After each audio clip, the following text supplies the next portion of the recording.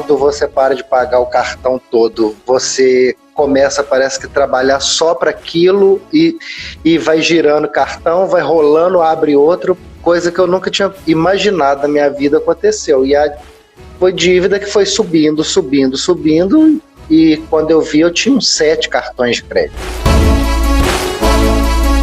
4 empréstimos consignados, um CDC, financiamento imobiliário, financiamento do meu carro. Eu acho que ele deu 472 mil, né?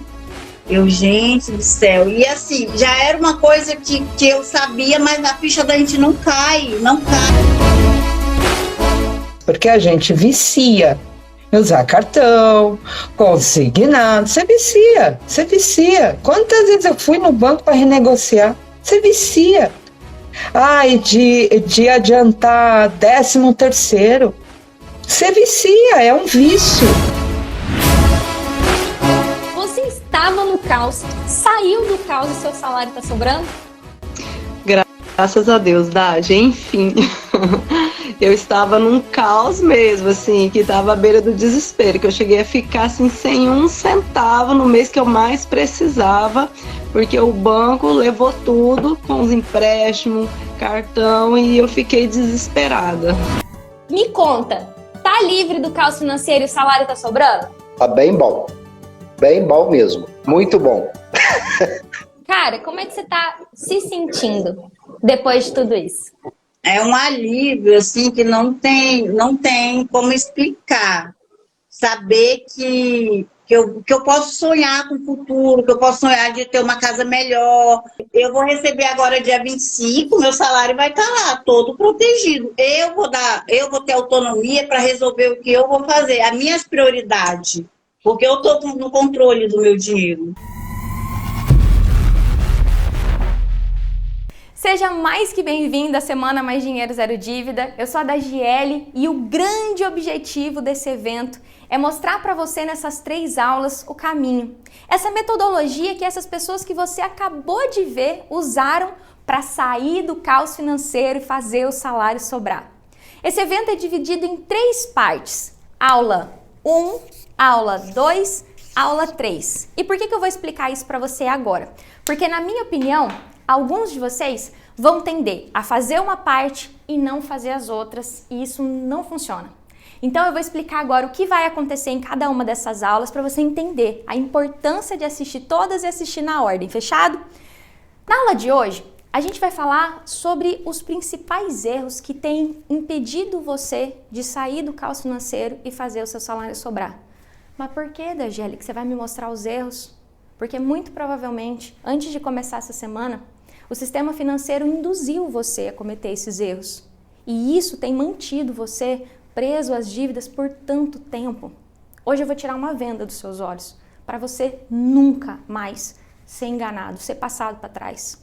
Depois, na aula 2, eu vou mostrar como você pode negociar mesmo sem ter dinheiro para ir lá e pagar à vista. Negociando as suas dívidas por um valor justo, o valor que você realmente deve, não 3 vezes mais. Um valor que caiba no seu bolso, sem que você precise cortar gasto, cortar o mercado ou ir atrás de trabalhar ainda mais para fazer renda extra. E isso é possível mesmo que o gerente tenha dito para você assim: seu juro já é baixo, banco só negocia quando está em atraso. Mesmo que você tenha chegado aqui e já tenha feito um desses acordos que foram bons só para o banco, mas não foi bom para você.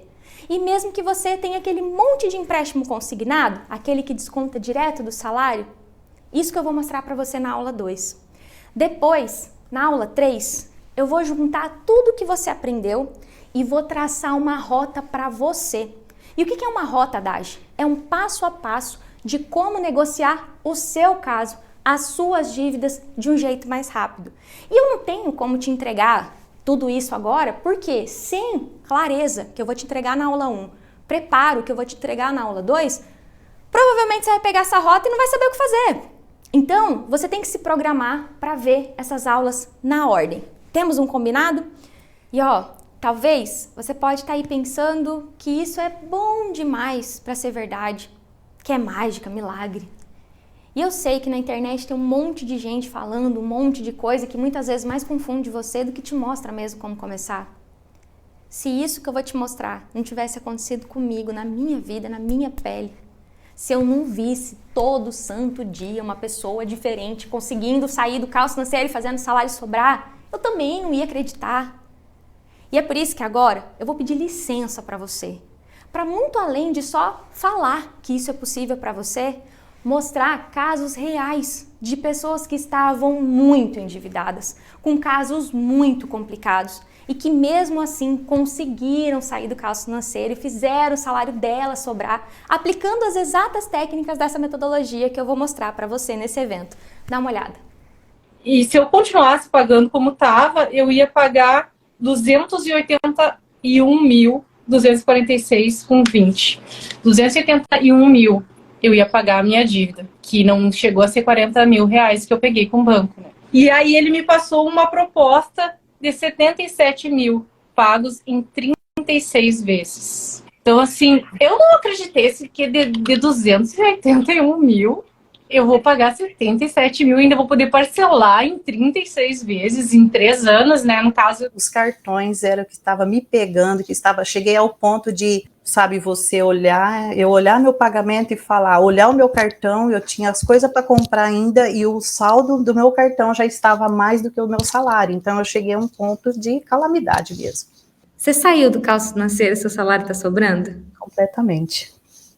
Saí. E tem como provar que eu saí. O orgulho que eu digo é assim, o prazer de fechar um mês, tá? E amanhã vai cair meu pagamento, eu tô no azul.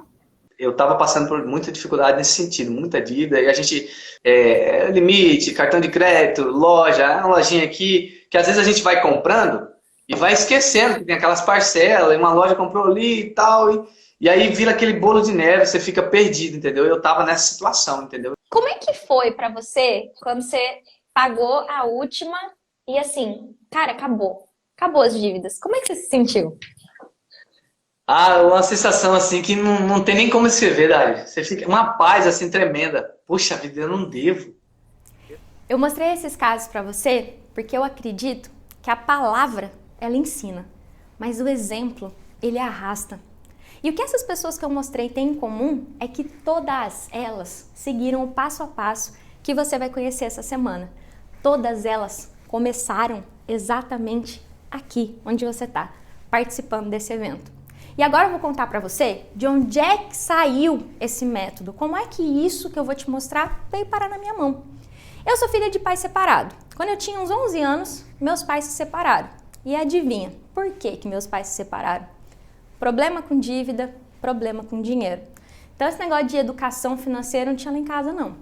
Eu comecei a trabalhar muito cedo. Com 17 anos eu estava trabalhando já numa oficina mecânica, eu era estagiária, e lá o meu trabalho, eu já tinha entrado na faculdade de contabilidade, então eu fazia serviço de banco. Meu trabalho era ir lá no banco, pegar os extratos, buscar os boletos que tinham sido protestados no cartório, depositar cheque. E de tanto ficar indo no banco quase todo dia, eu via aquelas moças bonitas de terninho e falava assim, cara, deve ser bom trabalhar aqui, bancário ganha bem. Já tinha essa coisa de que bancário ganha bem. E aí eu comecei a querer trabalhar no banco. Depois de quase um ano tentando, fazendo processo seletivo, consegui entrar no banco com 19 anos em 2009. Eu entrei como Posso Ajudar lá no HSBC, que era um banco grande aqui no Brasil na época.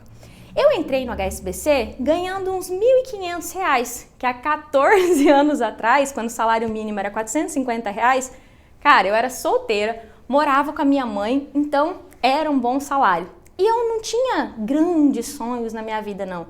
Eu não sonhava em ter uma vida cheia de luxo. Naquela idade eu queria me casar, namorava, queria casar, queria ter uma casa própria, queria ter um carro para parar de andar de ônibus. Eu pegava 3, 4 ônibus todos os dias e queria poder viajar nas férias, porque até ali eu nunca tinha andado de avião e eu sonhava andar de avião. Então, o que eu realmente queria, quando você me perguntasse lá no fundo, era não ter que passar pelas preocupações e privações que eu vi os meus pais passando para criar a gente. Então, desse jeito que eu planejei, a minha vida foi acontecendo. Eu consegui viajar de avião, parcelando no cartão, parcelando no cartão. Consegui comprar um uninho, gente, um uninho quadradinho, daquele de 2 portas, era financiado. Parcelei a entrada do carro no cartão Eu sei que 2 anos depois que eu entrei no banco, eu consegui até ir morar sozinha. Não na minha casa própria, eu morava numa kitnet, aquela que é uma portinha do lado da outra. Só que, ainda que era alugada, foi a realização de um sonho, era meu cantinho, eu tava indo morar sozinha com 21 anos de idade. Só que, cara, como é que eu consegui dinheiro pra viajar, montar minha casinha, comprar um carro? Cara, eu sempre paguei tudo em dia. Então, pagando tudo em dia, o banco ia sempre aumentando os limites que eu tinha, tanto do cartão de crédito quanto aquele limite que ficava disponível na conta. A verdade é que com 2 anos de banco eu ganhava R$ 2.500 na época e só de limite de cartão eu tinha no banco da conta de antes do HSBC, que era o Itaú, uns 6 mil de limite. No HSBC eu já tinha uns 8 mil de limite, que o HSBC era o banco que eu trabalhava. E cara, eu me senti o máximo com os meus cartões de crédito. Tinha 2 cartões boladões lá, Gold, não sei lá o quê. Então assim, eu comprei as coisinhas da minha casa, vivi a minha vida normal, eu não tinha uma vida nada de extravagante, mas falta de educação financeira, junto com todo esse monte de limite que eu tinha de cartão de crédito, o que aconteceu? Desorganização financeira. Não era dívida ainda, era muita bagunça, muita compra parcelada no cartão e todo mês um sufoco para conseguir pagar tudo. Então, logo que eu fui morar sozinha, quase que imediatamente, o dinheiro já começou a faltar. E desde essa época, tinha essa coisa de passa tudo no cartão para ganhar milha no cartão, para ganhar ponto no cartão. Então, eu usava, sim, o cartão de crédito para tudo. E o que começou a acontecer é que eu recebia os R$ 2.500, tinha que pagar aluguel, o carro, luz, água, telefone, fatura do cartão. E quando pagava a fatura do cartão, eu entrava no vermelho na conta. E foi assim que eu fui atrás do meu primeiro empréstimo para cobrir o negativo da conta. E lá no banco, a gente tinha, igual funcionário público, o empréstimo consignado na folha de pagamento, aquele que desconta direto no salário.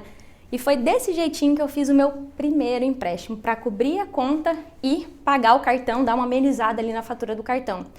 Eu apaguei aquele incêndio, dava 2, 3, 4 meses, estava eu de novo entrando no negativo.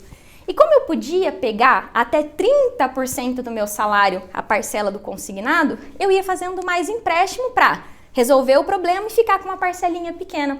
Sempre na tentativa de fazer assim, eu vou pagar as contas, vou economizar e não vou me bagunçar de novo. Mas aí, fura o pneu do ninho, precisava de alguma coisa para a faculdade, algum livro mais importante, quebrava alguma coisa em casa, porque agora eu morava sozinha, não tinha mais a mãe, né, para pagar o chuveiro que queimou, e eu acabava me enrolando de novo no negativo.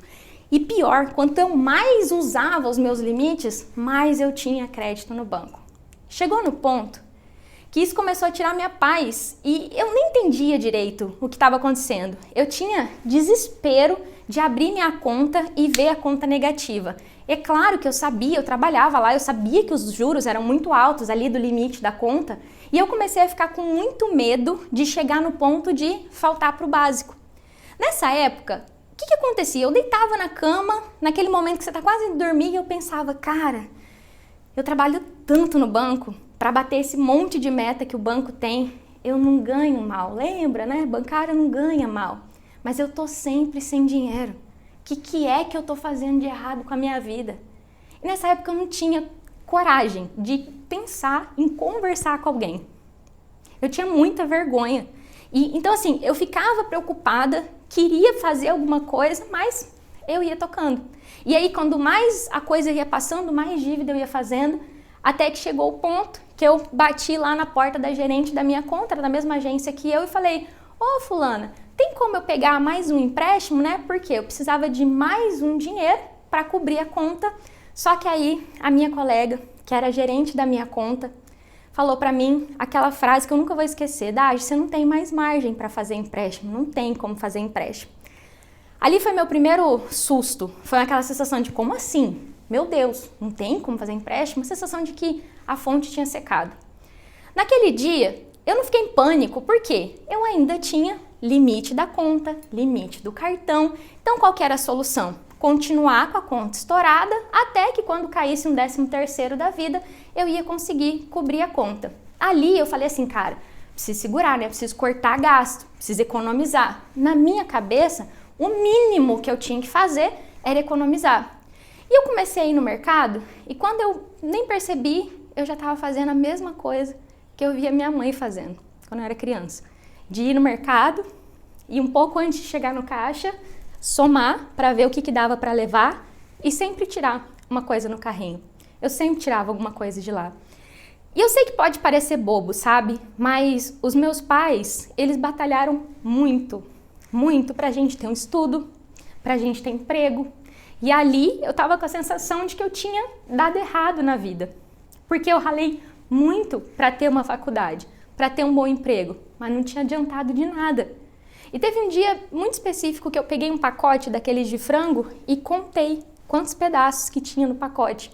Eu fazia minhas marmitas para levar, colocava um pedacinho de frango pro almoço, um pedacinho de frango para janta, e assim foi. E não, eu não passei fome, não passei fome de forma alguma, mas eu já não comprava carne. Frango já era o máximo que dava, eu precisava economizar. Não gastar era o mínimo que eu tinha que fazer para que eu pudesse conseguir pagar as contas e o bendito do cartão.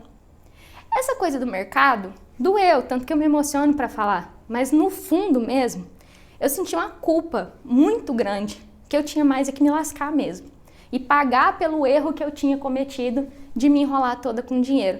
Então eu sentia muito mais culpa e vergonha do que uma chateação por ter que economizar no mercado, sabe?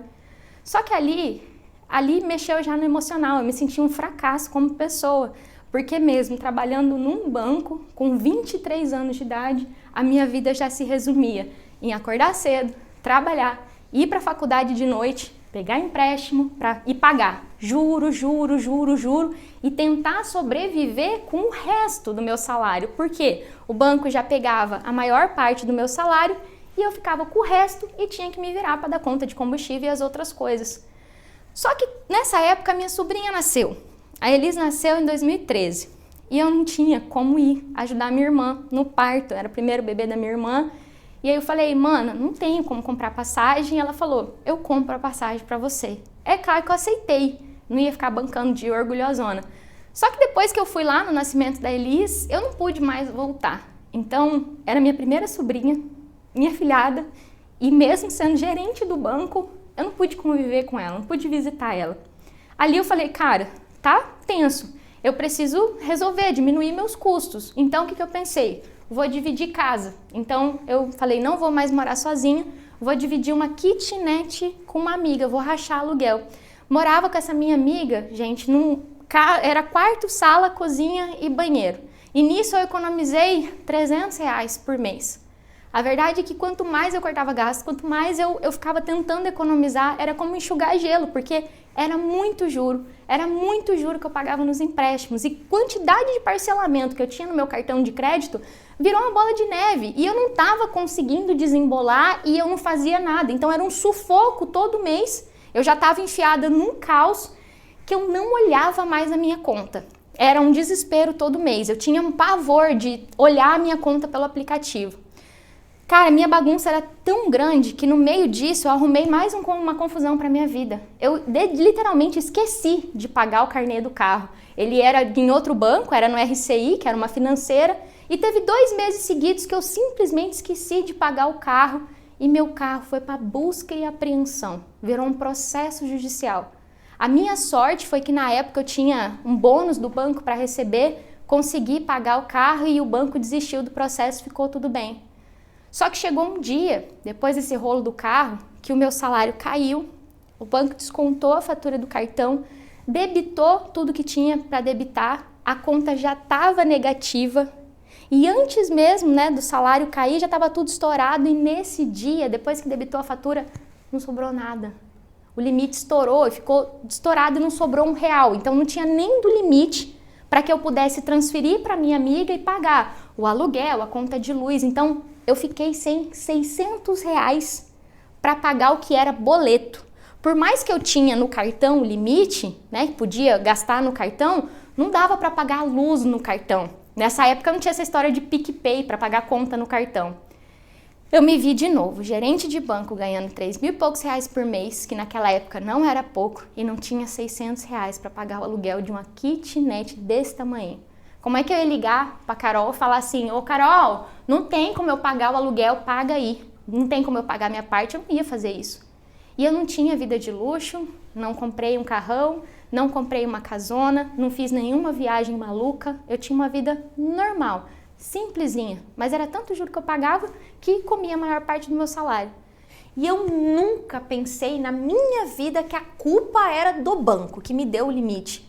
Tanto que nesse dia que eu fiquei sem R$1, eu ainda tinha uma opção de crédito.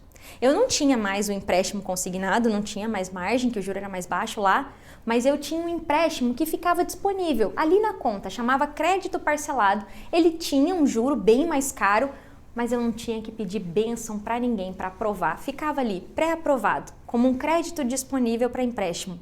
Eu nunca tinha usado esse empréstimo, só que naquele dia eu pensei, eu vou pegar um empréstimo grande para pagar tudo que eu devo e vou ficar com uma parcela só.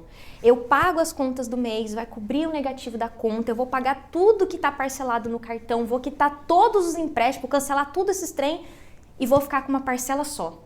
Vai ser uma parcela grande, mas pelo menos vai ser uma parcela só. E desse jeitinho eu fiz. Ali, pelo computador mesmo, sem pensar nenhuma vez, sem ver qual que era a taxa de juros desse empréstimo, sem fazer conta do valor do empréstimo. Eu estava desesperada em casa, sozinha naquele dia à noite.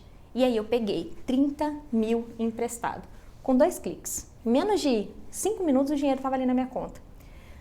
Juro pra vocês que a sensação foi assim, cara, vai dar certo.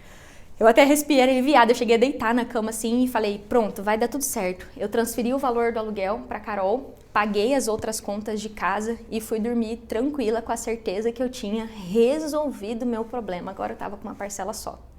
No outro dia, eu fui executar o plano. Fui lá, quitar os empréstimos pequenos que eu tinha, fui antecipar tudo que tinha no cartão. E naquele momento, cara, me deu uma paz de saber que fiquei com uma parcela só.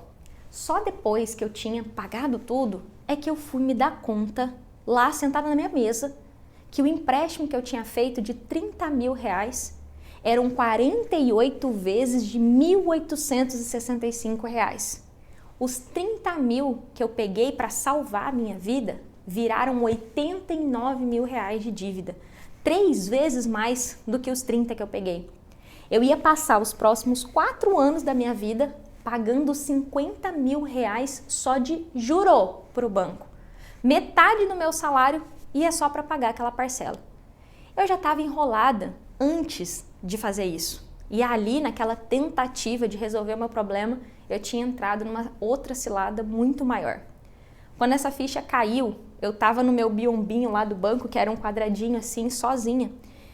E eu me dei conta, naquele segundo, que a dívida que eu tinha desse empréstimo, mais o meu carro, que estava financiado em outro banco, eu tinha 24 anos e a minha dívida total era de 126 mil reais com 24 anos de idade e eu não tinha nada meu. Morava de aluguel, o carro era financiado. Era juro e mais juro e mais juro e mais juro que eu devia para o banco. Desse dia para frente, trabalhar no banco, que era um sonho, se tornou um inferno na minha vida. Eu comecei a trabalhar arrastada todo dia. E eu não culpava o banco, eu me culpava. Eu só pensava assim, cara, eu vou passar os próximos 4 anos com tudo que eu tinha para crescer, viver na minha vida. Eu estava refém de trabalhar para pagar o juro daquela dívida que eu fiz. E eu só conseguia pensar que ia demorar muito para acabar, que não tinha onde que eu ia arrumar 126 mil reais para quitar essa dívida. E mesmo que eu conseguisse um desconto para pagar à vista, como é que eu ia falar ou explicar para alguém da minha família que eu, ganhando 3 mil e pouco por mês, tinha feito um empréstimo de 30 mil que com o juro dava 89 mil? Eu só pensava que o que me restava agora era pagar. Não tinha outro jeito, eu tinha que pagar. E aí começou a piração na cabeça, eu preciso ganhar mais, eu preciso ganhar mais. O único jeito de resolver isso mais rápido é ganhando mais. Como eu não tinha como trabalhar mais horas, eu pensei, preciso aumentar meu salário e eu comecei a procurar vaga para ir para outro banco. E desse jeitinho foi. Consegui ser chamada pelo Santander com uma proposta de salário bem melhor da que eu tinha no HSBC. E lá vou eu trabalhar no Santander na esperança de conseguir pagar as minhas dívidas. Eu consegui fazer um acerto de demissão com a HSBC. Liguei para o meu gerente no dia que saiu esse acerto para ver se dava para negociar, para reduzir aquele empréstimo, já que eu tinha recebido um dinheiro maior. E ele disse que não tinha como, que a opção era pagar de trás para frente. No fundo, eu sabia que ele ia me dizer isso, mas tentei. Peguei e liguei para ele. Peguei 60 mil reais de 6 anos trabalhando no HSBC e paguei várias parcelas de trás para frente. 60 mil reais virou pó, assim ó, em segundos. E eu ainda fiquei devendo 18 parcelas desse empréstimo. Tudo isso por causa do juro, que era muito alto desse empréstimo. Eu preferi pagar de trás para frente, o que dava para ter o maior desconto possível, e ficar pagando essas parcelas até acabar. E olha que grande merda. Ganhando mais, trabalhando em outro banco, lá estava eu de novo me matando para trabalhar e pagar a tal daquela dívida que parecia ser infinita, parecia que ela não ia acabar, aquele inferno nunca ia acabar na minha vida. Emprego melhor, eu era gerente select no Santander, era um super cargo lá no Santander para atender cliente que ganha mais de 10 mil. Só que o desânimo que eu tinha era igualzinho, lá no HSBC. Eu vivia só para pagar conta e pensando em conta.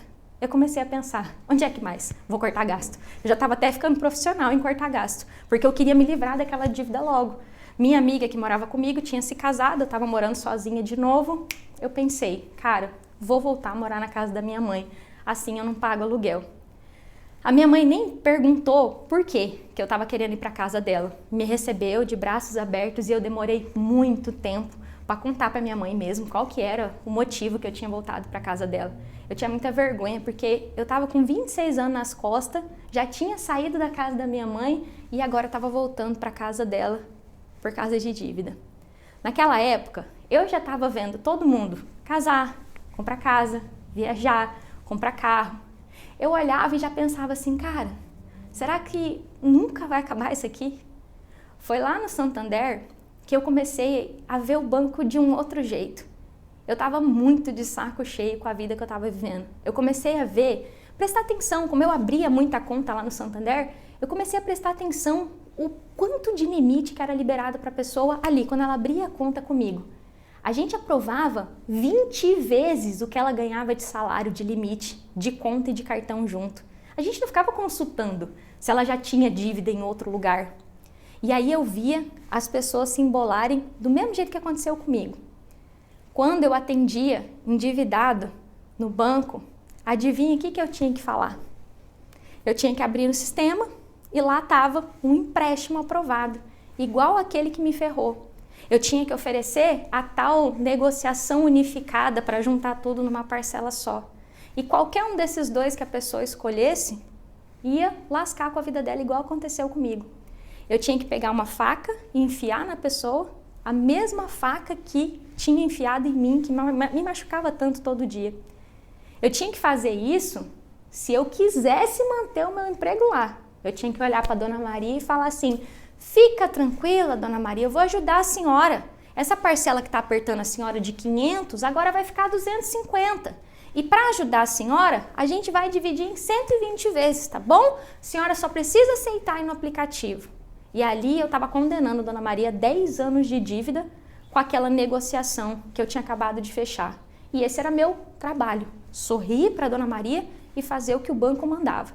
Eu era gerente, o meu trabalho era fazer o que o banco mandava. Lá no Santander, isso foi me consumindo como pessoa, ao ponto do que eu achei que era um desânimo, virou uma depressão. Aquilo tinha nome, era depressão, e o médico falou, você está com depressão, tá aqui o remédio para você tomar. Foi um susto, mas faltava tão pouquinho para acabar as minhas dívidas, faltava tão pouquinho, mas fazia tanto tempo que aquilo estava rolando na minha vida, que quando isso aconteceu, eu cheguei a olhar para o vidro de remédio e falar assim, cara, por que eu não acabo com isso logo? E eu sei que lá, faltando tão pouquinho para acabar a minha dívida, eu só não fiz uma besteira por um motivo. A Elis. Eu não queria que a minha sobrinha soubesse que ela tinha uma tia, mas que essa tia tinha tirado a própria vida. Eu encontrei na Elis um motivo para não desistir de tudo. Faltava tão pouco. Para resumir tudo isso para você, lá no Santander foi mais 1 ano e 3 meses Até que chegou o fatídico dia que eu consegui quitar a última parcela das dívidas. Tem como esquecer esse dia. 12 de dezembro de 2016. Peguei acerto do banco de 6 anos de trabalho, voltei a morar com a minha mãe, mais 1 ano e 3 meses cortando o que dava para pagar, escondendo de todo mundo que eu estava passando, nem da depressão ninguém ficou sabendo, mas eu consegui pagar tudo. Do pior jeito, da forma mais cara, mas eu consegui. Foram todos esses anos da minha vida vivendo esse inferno de acordar e dormir com uma única ideia fixa de pagar dívida, dívida que não era o valor justo. Eu tinha pego 30 mil reais emprestado do banco, mas no fim eu tive que pagar mais de 80 mil para o banco. Eu nunca recusei, falei, não vou pagar o que eu peguei emprestado, eu nunca nem pensei que eu não ia pagar. Eu não podia sonhar em deixar de pagar o banco, dar o calote no banco, eu trabalhava lá, eu devia para o meu próprio chefe. Só que o que me manteve preso todos esses anos nessa dívida? Os juros absurdos que eu pagava. E por mais que eu trabalhasse lá, nem passou pela minha cabeça que isso podia ser diferente, que eu podia fazer alguma coisa. Então, logo que eu consegui pagar essa dívida, eu não ia ficar mais nem um dia no banco. Eu pedi demissão, saí do banco logo em seguida. Mas quando eu saí do banco, eu pensei, cara, esses 1 ano e 3 meses no Santander não foi em vão. Lá no Santander eu entendi que nada que o banco fazia era para ajudar alguém. Ali parece que eu acordei. Porque sim, gente, eu passei bons tempos da minha vida super inocente e eu defendia o banco. No Santander eu entendi como é que o banco funcionava por dentro, eu tive mais acesso às áreas de negociação do banco e eu entendi que eu tinha sido muito cega, muito trouxa.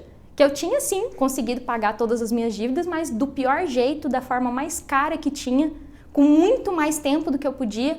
Mas depois do que eu aprendi dentro do banco, eu falei assim, quer saber? Eu vou mudar de lado. E eu decidi que eu ia trabalhar com organização financeira. Eu não sabia direito ainda o que eu ia fazer, como é que eu ia fazer, mas por um acaso do destino, uma pessoa me chamou na internet, no meu Facebook pessoal, e me falou se eu podia organizar os gastos dela do mês. E foi a primeira pessoa que eu sentei para ajudar. Franciane, uma funcionária pública que não ia adiantar nada se eu fosse organizar os gastos do mês. Porque igualzinho eu estava lá atrás, ela estava abarrotada de dívida. Eu que achava que devia muito, com os meus 126 mil reais, ela devia 3 vezes mais do que eu devia lá atrás. Conta negativa, um monte de cartão de crédito, um monte de empréstimo consignado. Foi com a Fran que eu decidi aplicar tudo que eu aprendi nesse tempo de banco para que ela pudesse sair do caos financeiro que ela estava, sem precisar passar por todas as privações que eu passei, sem ter que cortar gastos, sacrificar a família dela e principalmente pagando o valor justo, somente o que ela devia e não aquele valor absurdo que estavam cobrando dela. E olha só o resultado que a Fran teve. Oi gente, meu nome é Franciane, eu não tinha nada guardado, tinha vários empréstimos, né, consignados, usava cheque especial com frequência e sempre que surgia alguma emergência, a solução era renovar aí o consignado novamente. Então chegou um ponto que isso já estava me incomodando demais e eu queria dar um basta nisso, mas eu não conseguia fazer isso sozinha. Aí sim eu estava com uma dívida de 45 mil que foi quitada por 15 mil. E no meio disso tudo ainda, eu realizei 2 grandes sonhos, que foi viajar para Disney, né, levar minha filha para Disney, pagando tudo à vista. Nós fomos em janeiro de 2019 e eu tive o meu segundo filho, o Theo. E hoje, gente, a sensação que eu tenho é de tranquilidade, de paz, de ter conseguido, de vitória. Eu não tenho dívidas. Com a Fran, eu tive a certeza que esse método funcionava e muito mais rápido. A partir dela, eu decidi que eu ia ser consultora financeira. Comecei a atender lá em janeiro de 2017 e em julho de 2018 a minha agenda estava lotada. Eu estava ganhando mais do que médico, mas por mais que eu estivesse ganhando muito bem, no fundo eu sabia que dentro daquele consultório eu nunca ia conseguir ajudar o tanto de gente que eu sabia que estava sofrendo a mesma coisa que eu sofri por tantos anos e que essas pessoas não iam ter acesso a uma consultora financeira particular. Quando eu entendi que o que aconteceu comigo não precisava ter sido daquele jeito, não precisava ter doído tanto. Eu vi que eu tinha algo muito valioso na mão e que isso podia, sim, mudar a vida de muita gente. Eu juntei toda a coragem que eu tinha e fechei meu escritório de consultoria e comecei a colocar o meu conteúdo no Instagram, no Facebook, no YouTube. E desde então, todo dia, literalmente todo dia, eu estou nas redes sociais compartilhando essas técnicas. São mais de 4.000 vídeos postados desde que eu comecei. E muito mais do que o conteúdo gratuito que eu já tenho postado, eu resolvi criar esse evento aqui, a Semana Mais Dinheiro Zero Dívida, para conseguir mostrar com começo, meio e fim, explicando essas técnicas e estratégias que eu desenvolvi. E agora que eu consegui contar para você de onde que saiu esse método, eu vou tirar uma venda dos seus olhos. Eu vou mostrar quais são essas armadilhas que os bancos colocam na sua frente para te manter refém dos juros. E o primeiro erro que você comete na tentativa de sair do caos financeiro é cair na armadilha de ir atrás de mais dinheiro toda vez que falta dinheiro para pagar uma conta. E é claro que às vezes acontece alguma coisa pontual, uma vez ou outra pode acontecer e eu não vou aqui pregar uma bíblia para você. Nunca faça empréstimo na sua vida. Se alguém da sua família, seu filho, ficar doente com alguma coisa grave, você precisar de dinheiro é uma coisa. Se você se desorganizou num mês, juntou a rematrícula da escola e o IPVA, é sim uma desorganização financeira, mas não é aqui que está o perigo. O problema é quando essa coisa de pegar empréstimo virou uma rotina na sua vida e começou a fazer parte da tua vida ao ponto de você achar que é normal fazer empréstimo toda hora, renovar o consignado a cada 2, 3 meses para dar conta de pagar as contas. E nesse momento você cria até um sentimento de gratidão com o banco, com o seu gerente, porque toda vez que você precisa, ele está lá para ajudar, para emprestar dinheiro. E mais, você fica tão grato que se o gerente te pedir para comprar um segurinho, uma capitalização para ajudar ele a bater a meta, você se sente quase que na obrigação de retribuir o que o gerente e o banco fizeram por você. E Dagi, por que isso é um erro? A cada empréstimo que você faz, o seu salário fica menor. E a maior parte dessa parcela é só juro. Tanto que você paga a parcela do empréstimo e parece que aquele empréstimo não diminui. Vamos ver como que isso acontece aqui na prática? Vem cá comigo. Você tem o seu salário. Começou a tua vida ali com o teu salário, vamos considerar que você não tinha empréstimo. E aí tá aqui o teu salário. Faltou dinheiro para pagar as contas, você ficou com um negativo aqui, ou não conseguiu pagar, bora lá fazer um empréstimo no banco. Beleza, bora lá. Você fez um empréstimo. Pegou um empréstimo e no mês seguinte você tinha esse pedaço do seu salário aqui, estava comprometido com um empréstimo. Passou algum tempo, de novo, 2, 3 meses, vamos renovar o empréstimo. Aí chega no ponto que o seu salário já está aqui, 30%, 40% comprometido em empréstimo. Em alguns casos, o consignado. Depois, chega num ponto que você vai pegar mais empréstimo e aí a maior parte do seu pagamento, normalmente até 60%, é empréstimo e você está vivendo com o resto do seu salário. Foi o que sobrou para você. E não parou aqui não parou aqui. Quanto mais empréstimo você pega, mais caro você tende a pagar de taxa de juro. Quando você está aqui, você não estava desesperado ainda precisando de dinheiro, faltou só um pouquinho. Em geral, o primeiro empréstimo que você faz, esse aqui, tem a taxa baixa, normalmente 1%, no máximo 1,5%. E aí, conforme vai passando aqui nesse momento que você está desesperado, porque só tem isso aqui para você passar o mês, para você pagar o cartão de crédito, para você cobrir a conta, a taxa do empréstimo vai lá nas alturas. Juro muito alto, juro de 4%, juro de 6%, juro de 7% ao mês, que triplica. Você pega 10 para pagar 30, igual aconteceu comigo. E tudo no banco é desenhado para acontecer desse jeitinho aqui, para que você ache que isso aqui é normal e que é assim mesmo, e que você tem que fazer desse jeito. Prova disso são os comerciais, turma. Você para na frente da televisão, faltou dinheiro para pagar as contas? Relaxa, a gente ajuda você. E além de você pegar empréstimo, você também pode e vai achar ótimo antecipar o 13º salário, antecipar suas férias, antecipar a sua restituição de imposto de renda e tudo à sua volta tá apontando para você que isso é certo. Tanto que os bancos colocam cartazes nas empresas, nos órgãos públicos. Pegue seu empréstimo, antecipe seu 13º, é rápido e fácil sem necessidade de consulta.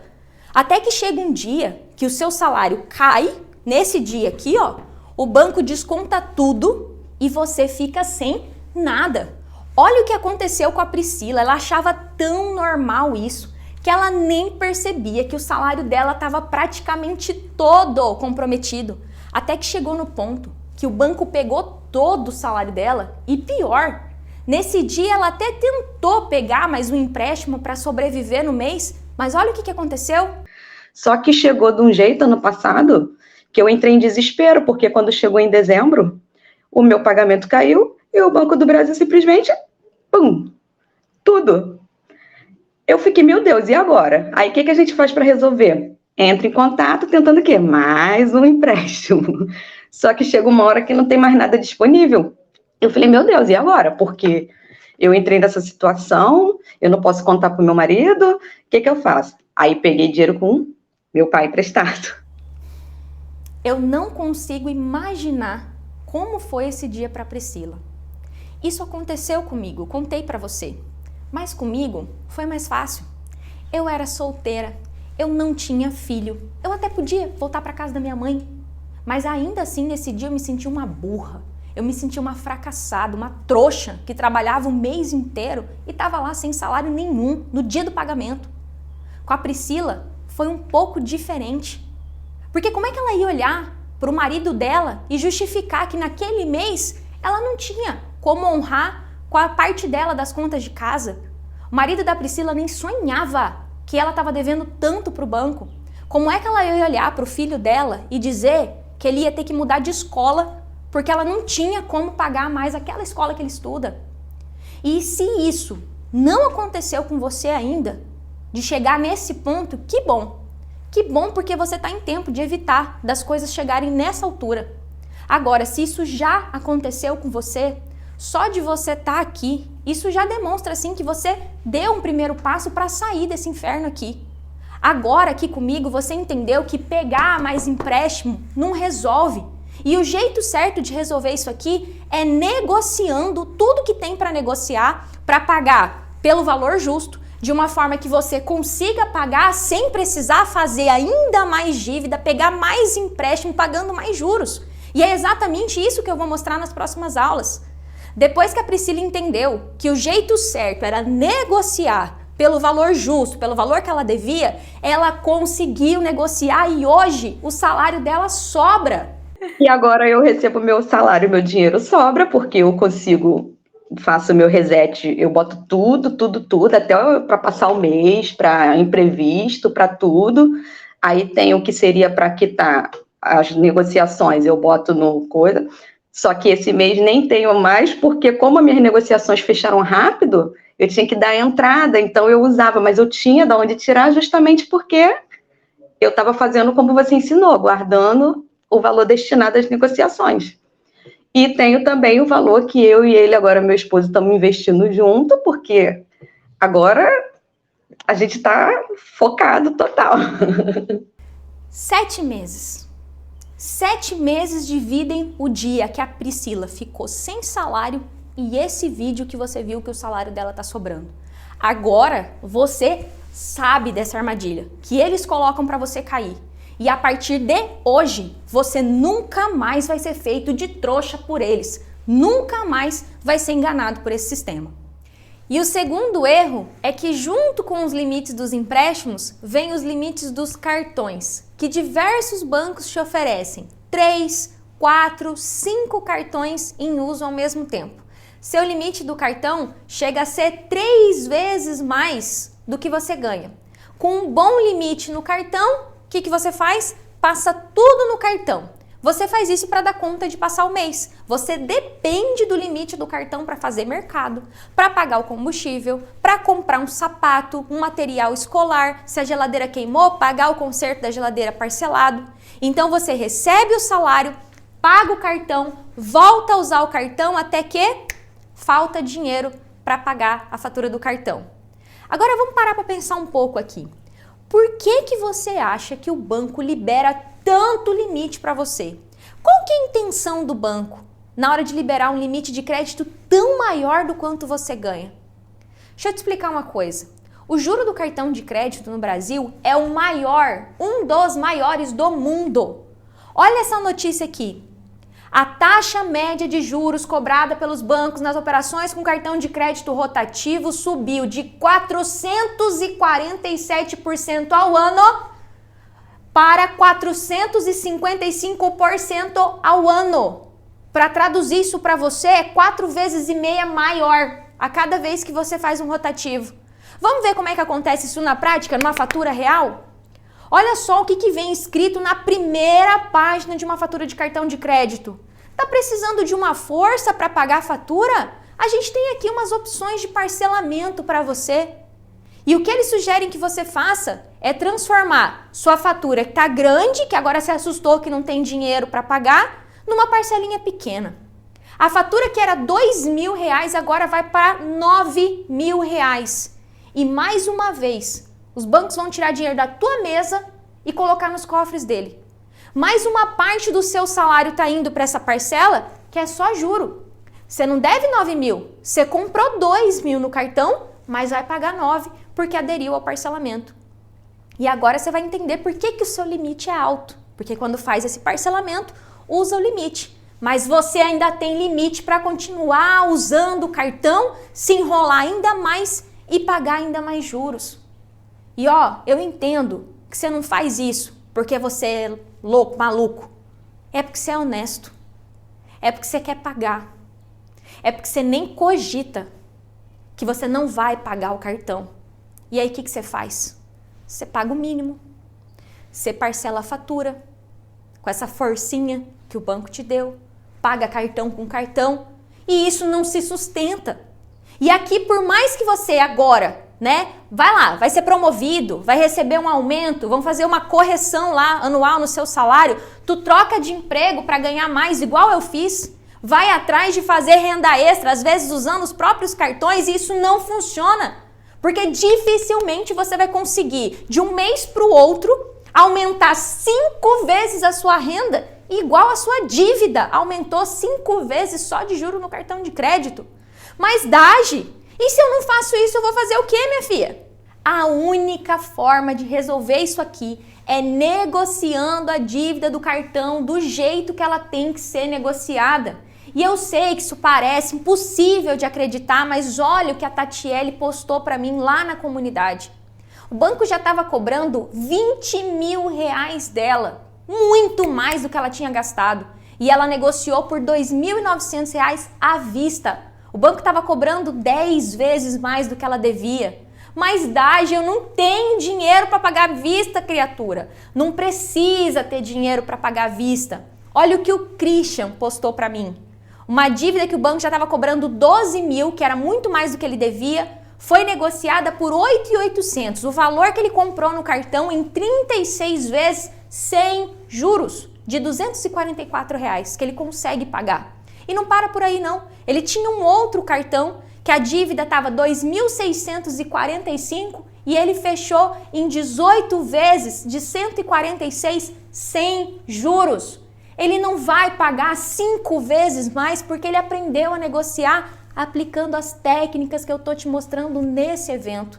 E eu tô te mostrando esses casos para você entender que não existe só o caminho que o banco mostra para você, para que você veja com seus próprios olhos que é possível negociar pelo valor justo, o valor que você realmente gastou, comprou no cartão, sem dar calote, sem fazer nada de errado, sem não pagar o que você comprou e na maioria das vezes sem juro nenhum, sem ter que ter o dinheiro para você pagar à vista. Então essa é a segunda venda que eu tirei dos seus olhos.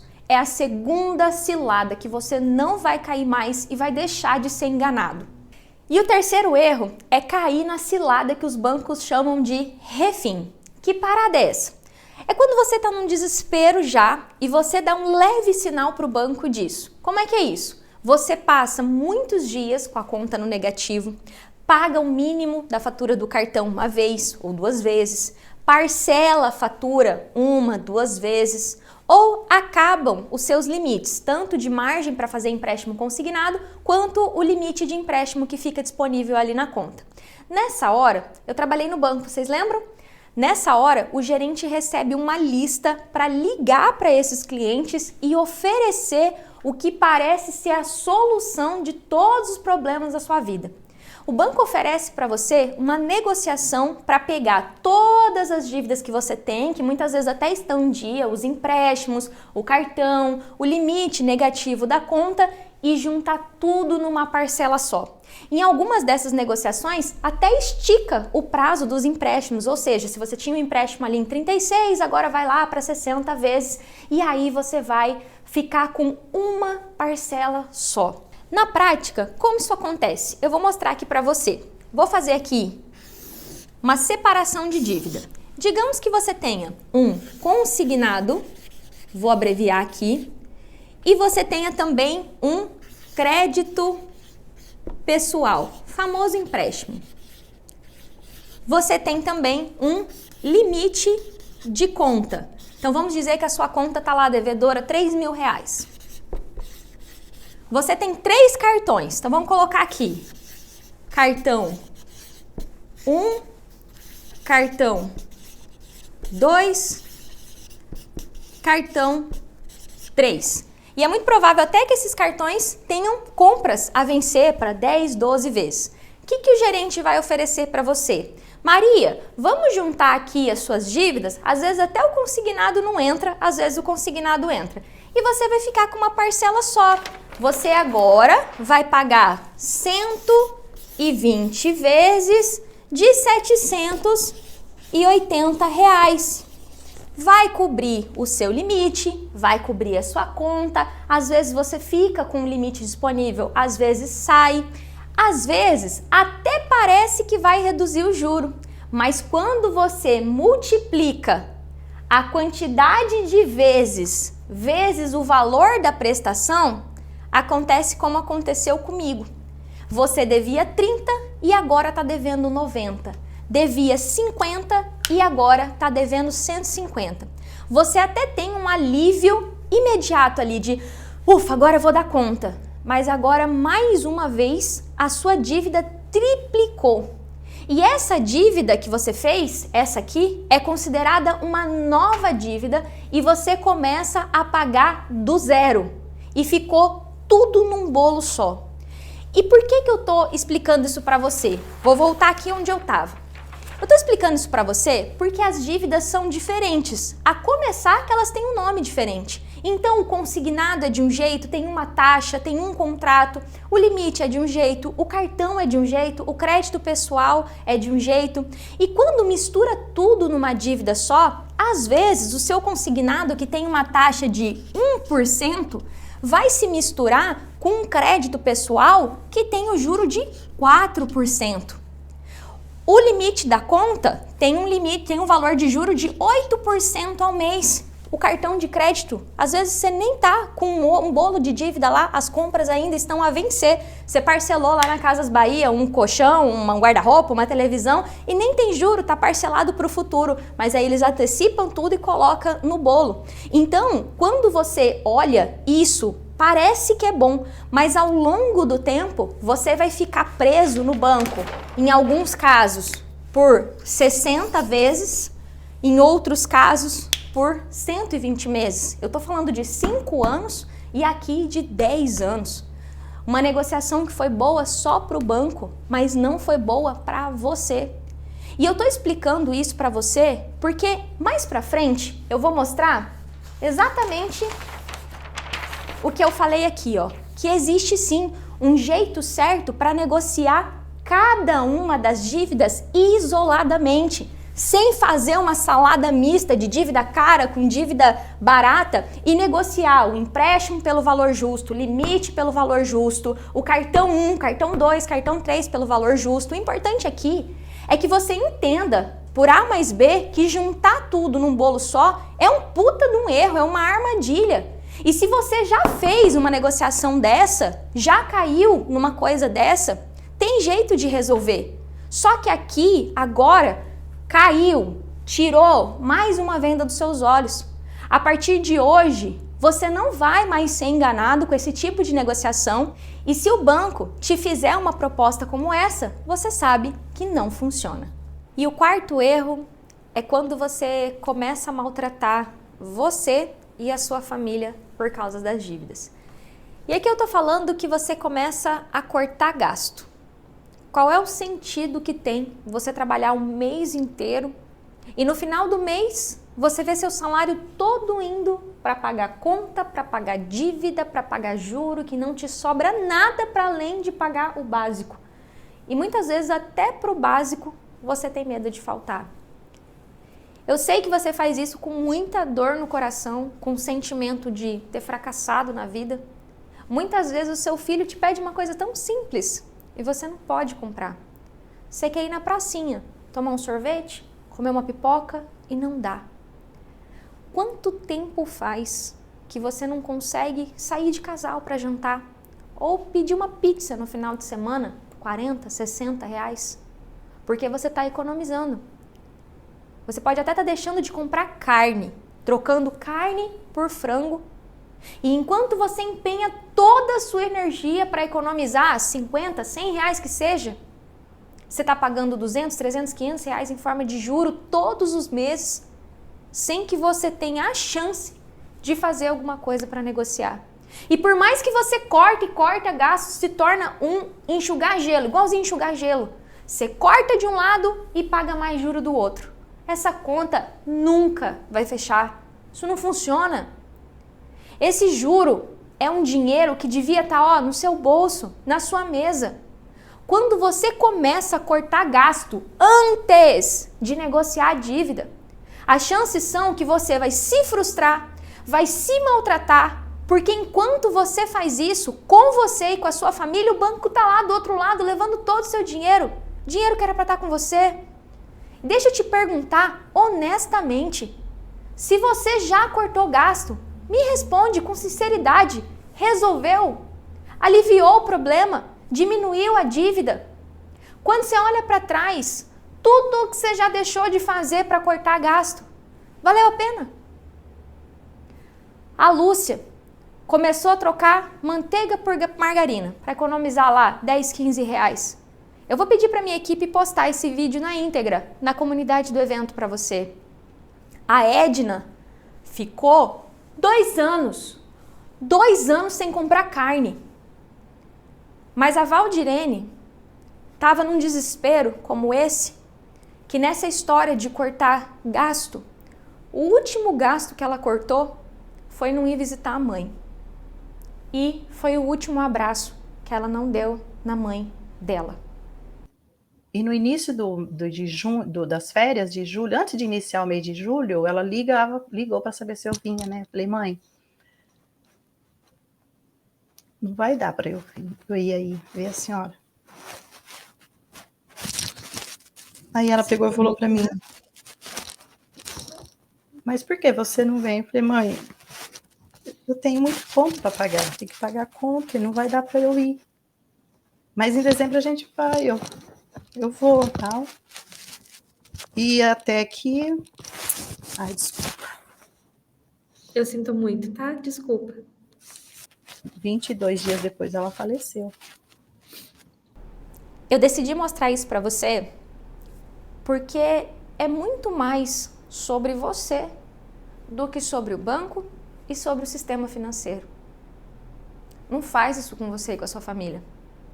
Eu não tô aqui dizendo para você chuta o balde, o banco que se dane. Não. Mas não tira da boca da sua família para dar pro banco. Não perde de dar o último abraço em alguém que você ama por causa disso. Se você tá aqui hoje, é porque você é honesto. É porque você quer pagar. E eu entendo por que você tem feito isso. Eu entendo por que a Valdirene tomou essa decisão. Porque quando você pesquisa na internet como sair das dívidas, o que vai aparecer para você é: comece revendo e cortando seus gastos, você que se lasque. É óbvio que o sistema não vai criar um vídeo para você, falar para você para sair das dívidas, começa por reduzir o juro da dívida. Os bancos não querem que você saiba de nada disso. E sempre que você vai lá e tenta diminuir o juro de alguma dívida, o que você vai ouvir? Que não tem como. E tem como sim. É isso que você vai entender ao longo dessa semana, desse evento. O que você precisa saber agora é que cortar gasto antes de entender exatamente quanto do suado dinheiro que você ganha está indo para o banco e não para o seu bolso é uma das armadilhas que impedem você de sair do caos financeiro e fazer o seu salário sobrar. E muito mais do que dinheiro. Isso tem tirado vida de você.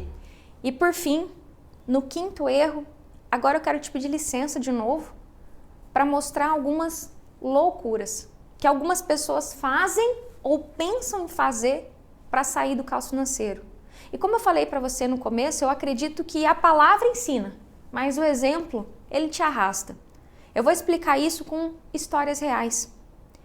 E a primeira loucura é pensar em vender um terreno, o carro que usa no dia a dia, ou até mesmo vender a própria casa, o teto que mora, para se livrar das dívidas. O Luciano e a Renata iam vender a casa, ficar sem teto para sair das dívidas. Olha o que eles vão te contar. Já não estava dando para pagar as parcelas que eu tinha, reduzi o salário, começou a não dar para de jeito nenhum. Em abril, deu aquele clique, eu falei assim, eu não sei o que vou fazer mais. Eu já não tinha mais ideia, aí começou o desânimo, porque quando você está muito encurralado, você não sabe o que você faz. Começou a bater um desespero. Eu tô assim, gente, não tenho o que fazer. Aí eu pensei, falei, vou vender carro, não vai dar para pagar. Falei, vou vender casa, aí eu vou falar assim, gente, eu vou vender minha casa. E ainda corri o risco de não conseguir pagar a dívida. Eu sou dentista, sou concursado em 2 prefeituras, trabalho particular. Então você imagina você receber o seu salário cair um dia 1º, um dia 7, e você já não tem mais nem R$1. Já ficou tudo pro especial. E é muito difícil. Um monte de coisas que eu vendi, coisas caras, coisas muito caras. Eu já estava vendendo imóvel para resolver essa situação. Nada é suficiente quando você entra nessa bola de cartão. No auge dos 40, 50 anos de idade, eles iam decidir se desfazer do único bem, o mais precioso que eles tinham, que ralaram a vida inteira para conquistar, para entregar de mão beijada no banco. E no caso deles, mesmo que eles vendessem a casa, era tanto juro que estava sendo cobrado que o valor da casa não ia quitar todas as dívidas.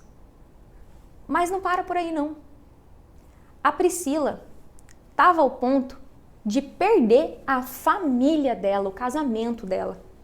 Ela não aguentava mais o marido dela perguntar: ô Priscila, cadê o dinheiro que você trabalha, cara? Cadê o dinheiro que você ganha? E ela carregar o peso nas costas de estar devendo tanto para o banco e o marido não sabia.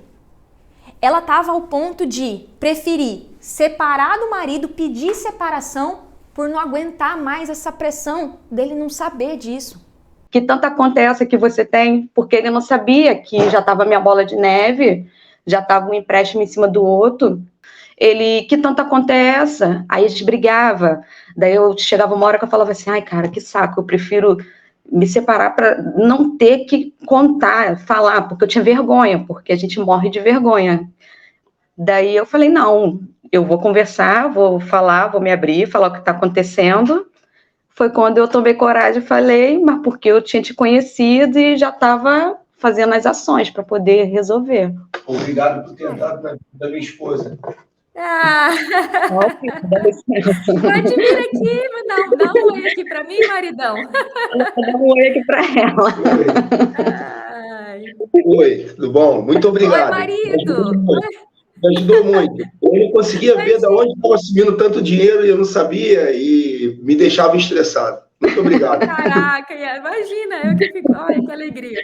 E se eu tô mostrando isso pra você agora, é porque eu não quero que isso aconteça na sua casa, que isso aconteça com a sua família. E essa última loucura que eu vou te mostrar, talvez choque você. Mas eu tenho uma má notícia.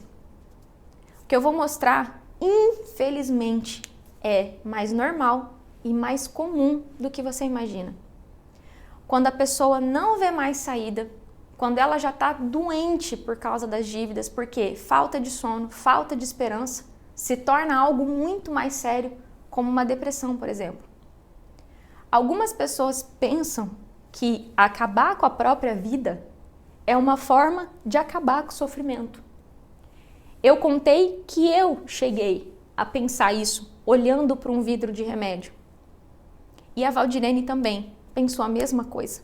Você pensou em fazer alguma coisa assim, uma loucura? Tipo, parar de pagar ou procurar um advogado? Você chegou a cogitar umas coisas assim ou não?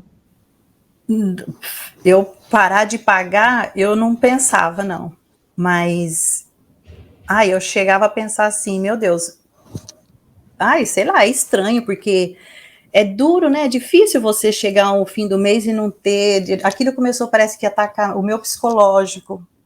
Tinha uns pensamentos bobos na cabeça, eu falava assim, meu Deus, será que eu não tá aqui? Sinceramente, eu pensava até em besteira mesmo, que eu tenho até medo de dizer, mas assim, a gente pensa até dizendo assim, a morte resolveria. Sério mesmo. Chegou o momento de eu pensar bobagem, sim, não vou negar para você. Muitas pessoas tiram a própria vida por não verem que tem outro caminho. E as pessoas que estão em volta dessas pessoas que cometem essa loucura, muitas vezes não sabem que o motivo foi isso.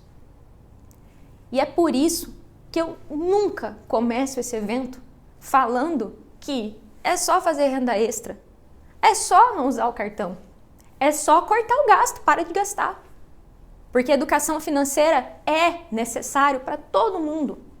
Mas de nada adianta eu chegar para alguém que está no fundo do poço e socar um caminhão de terra em cima, dizendo para ela que a culpa é dela, que ela que gastou errado, que ela que não devia ter caído nas armadilhas do banco. Hoje eu tô aqui para tirar um peso das suas costas. Agora, com tudo que a gente conversou aqui, você tirou todas as vendas dos seus olhos. Tá tudo em cima da mesa. Eu sei que não é nada fácil encarar todos os erros que você cometeu até aqui, ou até mesmo encarar de frente as loucuras que você fez ou pensou em fazer. Mas tudo que você fez até aqui, se você cometeu 1, cometeu 3, ou cometeu todos os erros que eu mostrei agora, eu entendo você. Você fez isso pensando em pagar? Você fez isso pensando em resolver? Foi tentando acertar. E de verdade, é de todo o coração que eu tô te dizendo isso. Parabéns. Agora você tá com clareza pra gente poder dar o próximo passo e você não tá mais sozinho nisso. Tudo isso que eu mostrei, todos esses erros, tem jeito de resolver, tem solução. E é isso que você agora vai aprender na aula 2. Como é que negocia de igual para igual com eles, inclusive usando a lei do superendividamento a seu favor. Como que negocia essas dívidas do valor justo, cada uma das dívidas? Como conseguir pagar de forma parcelada sem triplicar a sua dívida? Como fazer com que essas parcelas caibam no seu bolso? Como proteger o seu salário, seu suado salário do banco? Então, se prepara para a nossa próxima aula. Ela vai ao ar na quarta-feira. Coloca um despertador no teu celular para você não esquecer. E até lá, eu acabei de falar que você não está sozinho. E é por isso que eu vou deixar aqui embaixo do vídeo, ou talvez vai estar aqui do lado, uma atividade prática dessa aula, para você fazer agora e ter ainda mais clareza da aula de hoje. Então presta atenção, pega a atividade e depois entra na comunidade do evento. É uma comunidade fechada, reservada, é exclusiva para você que está participando do evento, ela não é aberta para todo mundo. E posta essa atividade para mim. Eu quero ver que você está totalmente comprometido a sair do caos financeiro e fazer o seu salário sobrar. Eu e a minha equipe vamos estar lá com você e a gente também vai estar tirando suas dúvidas por lá. Então, aperta aqui agora, eu te vejo lá na comunidade exclusiva dos participantes do evento. Aperta aqui e eu te vejo lá. Eu até sorrio mais, eu brinco mais. Na primeira aula, gente, eu tava destruída, eu tinha olheiras que chegavam na bochecha. Hoje em dia, não. Hoje em dia eu respiro, eu durmo e eu fico tranquila, porque eu sei que eu não dei prejuízo para ninguém e eu consegui quitar um dos maiores problemas que tirava meu sono. Eu consegui ficar em paz. Hoje em dia eu me sinto em paz, essa é a palavra. Me conta, tá livre do caos financeiro e o salário tá sobrando? Tá bem bom mesmo, muito bom. O orgulho que eu digo é assim, o prazer de fechar um mês, tá? E amanhã vai cair meu pagamento, eu tô no azul. Ô Val, olhando pro passado, pra Val que me encontrou e pra Val de agora, você saiu do caos financeiro e seu salário tá sobrando? Completamente. Saí. E tem como provar que eu saí.